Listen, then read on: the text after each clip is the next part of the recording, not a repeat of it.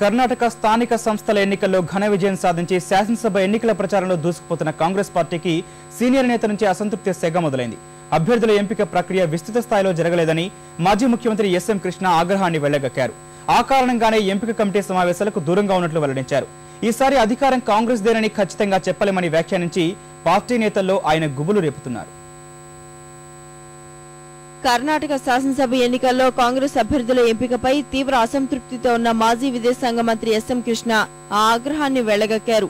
బెంగళూరులో meet the press లో పాల్గొన్న ఆయన అభ్యర్థుల ఎంపిక ప్రక్రియ విస్తృత స్థాయిలో జరగలేదని ఆరోపించారు. 1972 నుంచి అభ్యర్థుల ఎంపిక కమిటీలో సభ్యుడిగా ఉన్నానని, 15 మందితో కూడిన కమిటీ అభ్యర్థులను గతంలో నిక్కచ్చిగా ఎంపిక చేసేదని పేర్కొన్నారు. ప్రస్తుతం 60 మంది సభ్యులు అభ్యర్థుల తుది జాబితాను తయారు చేశారని, తన రాజకీయ జీవితంలో ఇంత మందితో కూడిన కమిటీని ఎప్పుడూ చూడలేదని వెల్లడించారు. ఆ కారణంగానే ఎంపిక కమిటీ సమావేశాలకు దూరంగా ఉన్నట్లు వెల్లడించారు. రాష్ట్రంలో ఒక్కలిక సామాజిక వర్గానికి తిరుగులేని నాయకుడిగా, సొంత జిల్లా మాండ్యలో ఎదురులేని నేతగా ఉన్న తనకు ప్రస్తుతం తగిన ప్రాధాన్యం ఇవ్వలేదన్న ఆరోపణలను కృష్ణ పరోక్షంగా సమర్థించారు. మాండ్యలో 10 మంది అభ్యర్థులను సైతం గెలిపించగల సత్తా ఉన్న నాయకులు ఉన్నారని పరోక్షంగా నటుడు అంబరీష్ ను ఉద్దేశించి ఎద్దేవా చేశారు.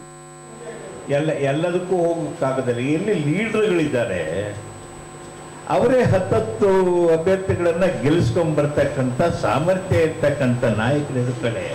ಎಸ್ ಎಂ ಕೃಷ್ಣ ಹೋಗಿ ಏನ್ ಮಾಡೋಕ್ಕಾಗುತ್ತೆ?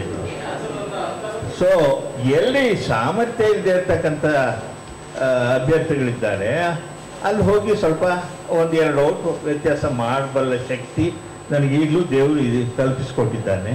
ಅಲ್ಲಿ ಪ್ರಯತ್ನ ಮಾಡ್ತೀನಿ.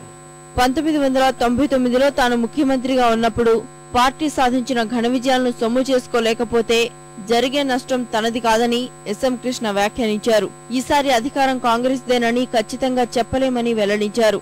తాను సూచించిన అభ్యర్థులకు ఎన్నికల్లో టికెట్లు ఇవ్వని కారణంగా అధిష్టానంపై కృష్ణ అలక వహించారు. పార్టీ ప్రచారానికి చాలా వరకు దూరంగా ఉన్నారు. పార్టీ ఎన్నికల మేనిఫెస్టో విడుదలకు హాజరు కాలేదు.